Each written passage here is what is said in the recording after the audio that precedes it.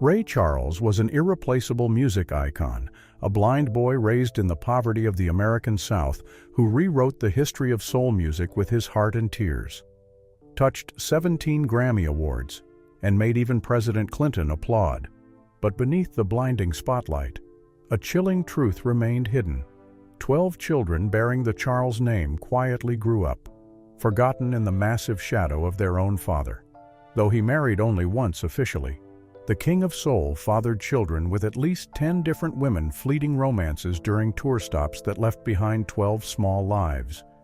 And the tragedy reached its peak in a private meeting in 2002 at the Hyatt Regency Hotel. There, Ray Charles handed each child $500,000 through a notary public in exchange for a cold signature on a contract that read, "No claims to the estate after my death. But can money truly buy peace? Or was it just a desperate effort to cover up a broken legacy?"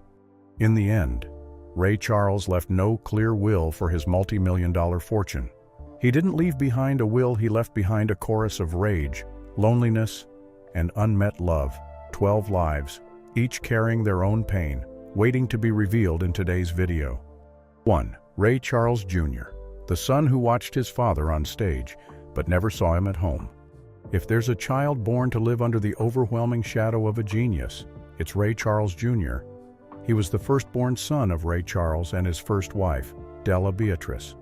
Born in 1955 in the heart of Los Angeles, a place where the stage lights shone bright, but the corners of the family home remained in darkness. From a young age, Ray Jr. had to learn how to love a father who was always absent. Their View Park mansion had everything: a swimming pool, a piano, a fully stocked fridge. But the most important thing, a father's love, was never enough. In his early years, the image of Ray Charles that Jr. knew wasn't the one who sang him to sleep, but a voice echoing from the FM radio in the middle of the night. Whenever his mother, Della, cried over yet another betrayal, all Jr. could do was stand quietly by the wall. No one taught him how to deal with the pain of having a father famous to all of America, but who never once asked, "How are you today, son?" The breaking point came on Thanksgiving Day, 1963. Ray Jr., then 8 years old, sat waiting at the dinner table, eyes full of hope. The door finally opened, and his father, Ray Charles, walked in. The same smile, the same warm voice, but the eyes behind those dark glasses never truly met his. Throughout dinner, his father talked only about tours, TV shows, and fans. Jr. forced a smile. He had already learned how to hide disappointment. After the meal, Ray Charles said he was flying to Boston that very night, and he left. That was the last time father and son sat at a table together, a single time in decades. Junior's childhood was long stretches of silence. No birthday calls, no "I'm proud of you, son." He grew up feeling he wasn't important enough to be loved. He didn't turn to drugs or rebellion like many children of celebrities. Instead, Ray Jr. chose silent endurance, hurt but no one knew. In 2002, when Ray Charles gathered his children at the Hyatt Regency in Beverly Hills, Jr. was there too. Each child received $500,000 and signed an agreement not to contest the estate after Ray's death. Ray Jr. didn't protest. He signed, not for the money, but because he understood that fatherly love couldn't be measured in contracts. It had disappeared long ago. After Ray Charles died in 2004, Ray Jr. became the family's media representative. He helped produce the film Ray, which told the story of a blind genius who conquered the world. At a press conference for the film's release, when asked about his relationship with his father, he said just one sentence: "If I were his fan, maybe I would have been loved more than as his son." Today, Ray Jr. lives in a modest apartment in Pasadena. He preserves his father's legacy like a man tuning a guitar that can no longer hold a note, as if it were merely a duty, because all his life, Ray Charles Jr. was just the child standing in the wings, quietly watching the spotlight shine on his father, but never once on himself. 2. David Robinson, the invisible one in a famous family, living on welfare. If Ray Charles Jr. once shared a final Thanksgiving dinner with his father, his younger brother David Robinson didn't even get to keep a decent memory. David was the second son of Ray Charles and Della Beatrice. Born in 1958 in Los Angeles, just as the name Ray Charles was becoming a national musical monument. But David wasn't born into stage lights or familial love. He came into a house growing more silent each day, where his father's music never truly played because he was never there. Their mother, Della, often fell into deep depression and locked herself in her room for hours. Neighbors recalled seeing David standing quietly on the porch in his pajamas, all morning long, because no one woke him up for school. He changed schools 4 times before turning 10, not because he was a poor student, but because his mother couldn't bear the whispers about her broken marriage and the famous husband who never came home. David grew up in a house that had everything except love. The name Ray Charles was on records across America, but in David's lunchbox, there were days with only dry bread and a banana. When he was 14, his mother reluctantly sent him to stay with Ray Charles in Malibu for a week. It was the first and last time, for 7 days. David waited for a real conversation, but all he got was a polite smile from the blind man behind the studio door. When he returned home, he said nothing. His mother didn't ask. Every emotion died silently inside that house. As an adult, David tried to make a living, but he never escaped the heavy shadow of his father's name. In 2001, he applied for a job at Motown Records. The application read, Charles, and the rejection came quickly, with a cold note, "We need Ray Charles," not someone with his name. David never applied again. Today, he lives alone in a rundown apartment complex in Sacramento, surviving on less than $900 a month in welfare. His room contains a small photo of his mother and an old radio playing jazz through static. He never married, never had children, and has no contact with the rest of the family when asked about his father. David remained silent for a long time before saying, "I don't hate him, but I don't know who he was to forgive him." 3. Sheila Ray Charles, the fallen angel who followed the path of addiction. Some notes are born from the deepest pain, and the voice of Sheila Ray Charles was one of them. She didn't sing for fame, didn't sing to survive. She sang because it was the only way not to scream. Born in 1963 in a Los Angeles recording studio, Sheila was the result of a wordless affair between Ray Charles and a young backup singer. At just 3 months old, she was sent to live with her grandmother in Dayton, Ohio. By the time she was 5, she had already moved 3 times because her mother was undergoing psychiatric treatment. And at 8, Sheila finally realized that the man she thought was just a face on an album cover was actually the father who had abandoned her before she ever learned to call him Dad. Sheila's childhood was a long string of moments staring at a photo of her famous father hanging in the neighborhood barbershop, only to turn away to avoid the stares of strangers. She had a voice, a gospel voice, aching and raw. She once stood at the pulpit of a small church in Cincinnati, singing Amazing Grace through tears, then knelt and sobbed in front of the entire congregation. But when she returned to her cheap apartment with no hot water, Sheila reached into a drawer and found cocaine, because prayer couldn't heal the feeling of being left behind. On April 13, 1994, Sheila was arrested in Atlanta for drug possession.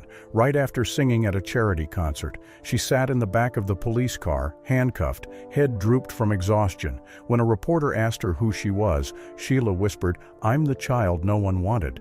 From 1992 to 1997, she was arrested 4 times. Headlines screamed, "Legend Ray Charles's daughter falls from grace." But no one ever asked why. No one ever asked what Ray Charles did when he learned his daughter was in jail. In 2017, Sheila was diagnosed with late-stage throat cancer. No insurance, no will, no phone calls from her half-siblings, and in a Stark hospital room in Florida on June 15th of that year, as death clawed at her last breaths, she whispered one final sentence to the nurse, like a song no one would ever record, "I forgive him, but I was never once called his daughter." 4. Vincent Charles, the taxi driver with a famous last name but a life in the shadows. Have you ever imagined someone with the legendary last name Charles, but who has to struggle daily just to make ends meet without a single ray of light from his father's fame? That's the bitter fate of Vincent Charles. Born in 1965 in Illinois, the child of Ray Charles and a local nurse, Vincent grew up with a gaping void where his father's love should have been. Raised in a Baptist church community, he was often bullied by other kids who mocked him for not having a dad, for not knowing who his famous father was, or why he never came around. Those early years planted in him a burning desire for a complete home, for the sweet sound of the word dad. As an adult, Vincent chose a path opposite from the glamorous world of his father. Since 1991, he has been a taxi driver in Chicago, navigating the crowded streets, picking up passengers day and night. While Ray Charles flew on private jets and rode in luxury limousines, Vincent drove a beat-up cab, witnessing the raw, unfiltered city through his windshield. He lived a life of anonymity, as if trying to outrun his father's enormous name, but never escaping the loneliness that gnawed at him. The greatest tragedy struck on the night of November 4, 2002, after a long graveyard shift. Vincent was brutally attacked on a Chicago street by a group of strangers. A blow came out of nowhere, knocking him to the ground, his vision blurred. Everything faded into darkness. He awoke in a cold public hospital, body aching, head wrapped in bandages. The first thing he said, with a weak and trembling voice, wasn't about his condition. He looked at the nurse and asked in desperation, "Did my father? Did he come?" The room fell silent. The nurse looked at him with pity, then gently shook her head. No one came. No representative of Ray Charles showed up. The physical pain was nothing compared to the hollow chill in Vincent's heart, abandoned once again in his weakest moment. Ray Charles died 2 years later, though he gave $500,000 to 10 of his children before passing. Vincent wasn't one of them. He was not included on the official list, and life went on still lacking, still forgotten, today. Vincent Charles lives quietly in the suburbs of Joliet, Illinois. He holds onto an old Ray Charles fan club badge his mother gave him as a child, a sad symbol of one-sided love and the yearning that was never answered by the legendary father. 5. Rayatha Butler, the daughter who wasn't invited to the funeral. If Vincent endured abandonment while his father was alive, Rayatha Butler experienced the pain of rejection even in her father's death. Born in 1964 in Houston, Rayatha was the daughter of Ray Charles and Louise Mitchell. She grew up in a stable African-American household, with a mother who was a high school teacher. It was a solid foundation, but it couldn't fill the void left by an absent father, a legend she only knew through records and the media. Rayatha understood her father's greatness, but he never officially acknowledged her.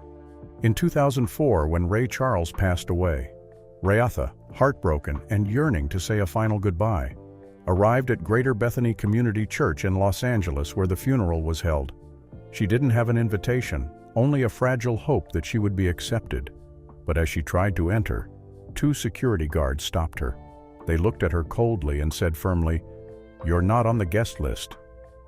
Rayatha stood there, in the crowd of mourners, feeling as if an invisible wall had pushed her out, with tears streaming down her face. She turned and walked away, the sting of humiliation and exclusion etched into her soul. Denied entry. Rayatha retreated to a nearby cafe. There, she turned on CNN on a small TV and watched her father's funeral via live stream, like a stranger observing a public event. For 2 days, she cried bitterly, watching celebrities praise her father, watching public tears, while she, his biological daughter, was forced to witness it all through a screen, denied the right to grieve or say goodbye. Rayatha was one of the children who did not receive $500,000 from Ray Charles before his death. Later, she became involved in the estate battle, but mostly out of a desire for recognition. Today, Rayatha works as an office assistant at a public library in Texas. She declines all media interviews, living a quiet life, forever carrying the scar of public denial and the pain of not being allowed to bid her father farewell. 6. Robert Robinson, a name turned into tragedy. Some children are born into a fight. Robert Robinson, born in 1970, was one of them. His mother, a studio employee, bravely filed a lawsuit against Ray Charles in 1973, seeking rights for their child from early childhood. Robert did not grow up in the arms of a famous father, but under the shadow of a high-profile court case. His mother's surname was both his shield and a fated burden. He knew of his great father through music and rumors, but never dared speak his name or reach for him. During his youth, the name Robinson felt like a chain, a constant reminder of the struggle. Yet deep inside, Robert burned a desire to carry the Charles name, to be connected to that legendary bloodline. It wasn't just a name, It was an answer to the tormenting question, who am I? On a warm morning, May 12, 1995, at a notary office in downtown Oakland, California, Robert Robinson, now 25, nervously signed a name change request form to become Robert Charles. That moment defined his fate, a bold act filled with hope and overwhelming fear. But victory didn't come without cost. Upon hearing the news, his mother, who had sacrificed so much to raise him in the shadows, disowned him. Her cry of betrayal cut deep, declaring he had rejected the past and her love. He gained his father's name, but lost his mother's affection, a bitter exchange he would carry forever. When Ray Charles died in 2004, Robert, though now a Charles, was not among the 10 children who received $500,000 before their father passed. He remained on the outside, never officially acknowledged by the King of Soul. Today, Robert works as a carpenter in Oakland, California, living a modest life. He still keeps the last handwritten letter from his mother before she died. You are the son of a famous man. Don't let his name steal the rest of your dignity.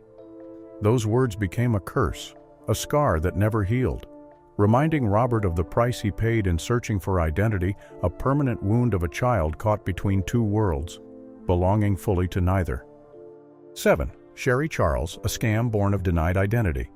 Now we turn to Sherry Charles, a daughter whose tragic fate led her down a criminal path, turning her father's fame into a tool of desperation. Born in 1972 in Memphis, Sherry was the daughter of Ray Charles and a woman never publicly named. Her life began in tragedy. Her mother died young, and Sherry entered the Tennessee foster care system. She grew up unknown, without a real family, with no one to rely on, and, most importantly, without acknowledgement from the famous father she longed to know. She craved stability and identity. In a desperate search for money and status, Sherry committed fraud in October 1997.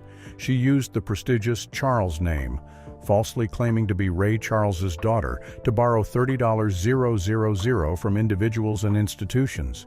It was a bold act, but also a cry for help from a daughter pushed to the edge.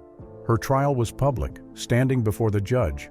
She offered no defense. She only said, "If I had been recognized as his daughter, I wouldn't have had to lie to survive." Her words were more than an admission of guilt. They were a direct indictment of the father who had abandoned her. Sherry was sentenced and served several years in prison. After her release in 2002, she chose a different path to seek peace and redemption. Today, she volunteers at a local church, lives modestly, and avoids the spotlight. Though Ray Charles distributed $500,000 to several children in 2002, Sherry was not among them, as she was still incarcerated. It is heartbreaking how a father's denial can push his children to the brink, forcing them to make mistakes just to survive, leaving behind scars of both guilt and abandonment. 8. Robin Charles, the only one who wrote music for her father, but no one listened. From criminal justice to artistic rejection, we come to the tragedy of ignored creativity. Robin Charles, born in 1974, was the daughter of Ray Charles and a music teacher. She inherited her father's musical talent. She began learning piano at age 6, quickly showed promise, and was awarded a scholarship to the prestigious Berklee College of Music, which she turned down. Instead, she longed for a real connection with her father through their shared language, music. Robin didn't seek fame or wealth. She only wanted her father to hear her heart. In 2000, she carefully recorded a demo of a song she had written, titled "I Still Love You, Daddy," a melody filled with love, longing, and a plea for recognition. It was the most sincere message a daughter could send on a sweltering summer day. August 14, 2000, Robin drove to her father's company headquarters in Los Angeles, clutching the demo tape. She waited outside for 6 hours under the blazing sun, hoping for a miracle, a nod, an invitation inside. But the miracle never came. No one came out, no one answered, no one accepted the tape, and her plea disappeared into silence. The pain of being rejected through the one language she and her father shared, music, cut deep. Today, Robin is a vocal coach who still inspires young students with her passion. But in her bio, she never mentions Ray Charles. Even music, their common thread, couldn't bridge the infinite distance between a legendary father and his abandoned daughter. 9. Corey Charles, the silent child at the 2002 inheritance meeting. While other siblings fought publicly for recognition or opportunity, Corey Charles represents the tragedy of silence and wordless pain. Born in 1977, Corey was the son of Ray Charles and a Jamaican-born model.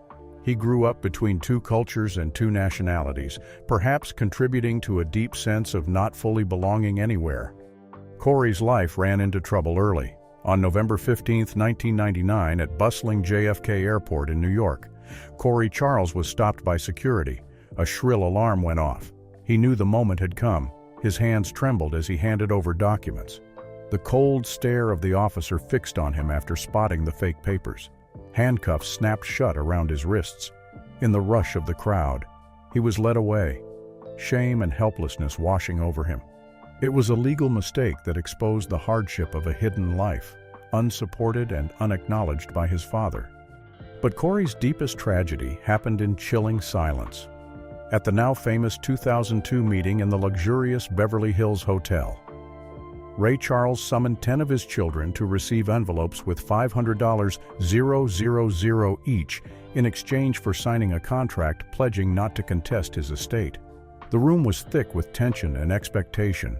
Corey's siblings whispered, questioned, debated each clause, and even expressed dissatisfaction. Corey, however, said nothing. His eyes were vacant, staring through the faces around him. He accepted the check, signed his name, but never smiled, never blinked, never showed a trace of emotion.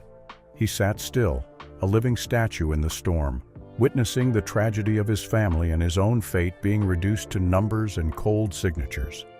A few days later, Ray Charles's attorney received a handwritten letter from Corey. It said simply, "Money can't buy back a fatherless childhood." It was the most bitter indictment. The voice of a wounded soul who knew that even $500,000 couldn't fill the void left by a father's absence. Today, Corey Charles runs an auto parts store in the Bronx, New York, living an anonymous life, far from the spotlight. 10. Evelyn Charles, the nurse who cared for her father but was never acknowledged. On June 6, 2004, at Cedars-Sinai Hospital, a woman in a nurse's uniform was quietly escorted out of the ICU by security. No one knew she was the patient's daughter.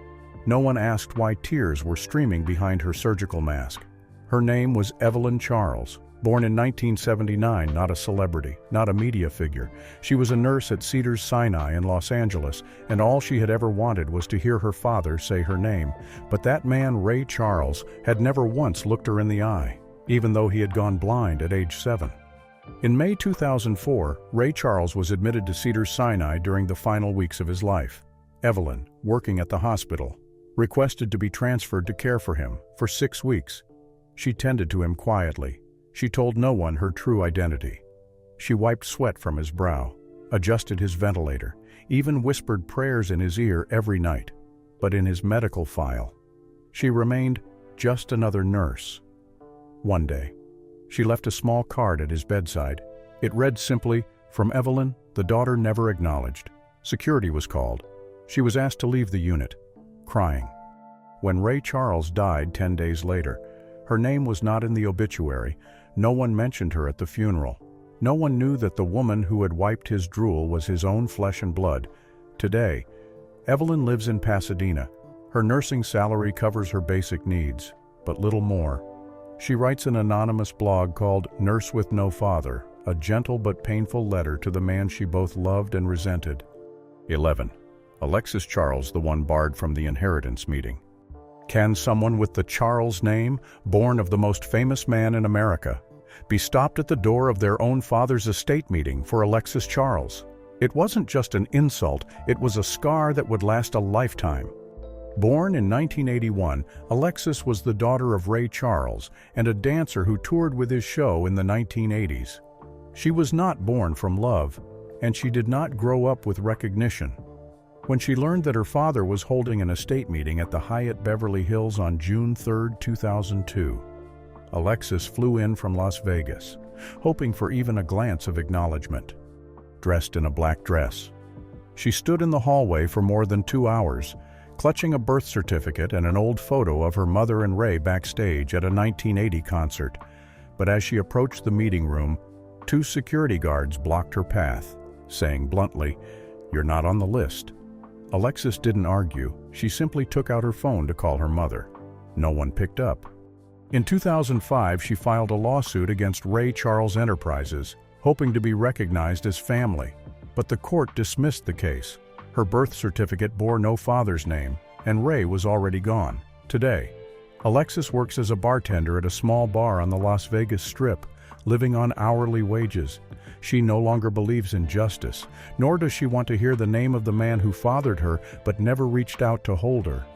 12. Ryan Charles, the son who met his father only once, 3 months before his death. And finally, some children grow up idolizing their fathers. Others, like Ryan Charles, met theirs only once and carried a lifetime of unanswered questions. Ryan Charles was the youngest child, born in 1987, a late chapter in Ray's chaotic love life. He grew up in Long Beach, California, with a single mother who worked as a receptionist in a recording studio. Ryan knew of his father not through stories, but through CDs in corner stores. He didn't hate him, he simply didn't understand. In March 2004, at age 17, Ryan's mother brought him to a Burbank studio where Ray Charles was recording his final tracks. It was the first and only time he saw his father in person. Ryan stood still, then handed Ray a notebook. Inside were 100 handwritten questions. Why didn't you come to my middle school graduation? Do I look like you? Did you ever wonder what I might be eating tonight? Ray took the notebook, but never opened it. He died 3 months later. The notebook was returned to Ryan, still sealed, today. Ryan lives quietly in San Diego. He works as a freelance graphic designer, declines all interview requests, and never mentions the Charles name. In 2022, a collector offered $50,000 for the notebook. Ryan declined. He said, "It's the only thing he ever touched and left for me." We have now journeyed through the lives of 12 children, each with their own story, but united by the same void, a father who was never truly present. In the end, what remains is not legacy or money, but wounds that never heal. Ray Charles left behind an immortal musical legacy, timeless melodies, prestigious awards, and universal admiration. But behind the spotlight, 12 lives bearing his name grew up in silence in the thunderous applause of the world and the cold quiet of their father's absence. He etched his name into the Hollywood Walk of Fame, but his children's names were struck from obituaries, denied at estate meetings, erased from the right to call someone father. Ray Charles saw music with his heart, but he never saw his children with eyes of love. Even today, questions remain unanswered, a notebook remains unopened, and the cries for dad still echo in tears, never to be answered. What do you think about the fate of these forgotten children? Leave your thoughts in the comments. If you believe this story should be heard, like and share it. Don't forget to follow the channel for more raw and haunting truths behind the glitter of Hollywood. Thank you so much for taking the time to watch this video until the very end. And if you found it meaningful, please don't forget to hit this like button, subscribe, and don't forget the notification bell right here. And you will always catch our new content about the artists who define an era and explore other inspiring videos waiting for you right now. Thank you so much, and I'm gonna see you next time. Bye bye.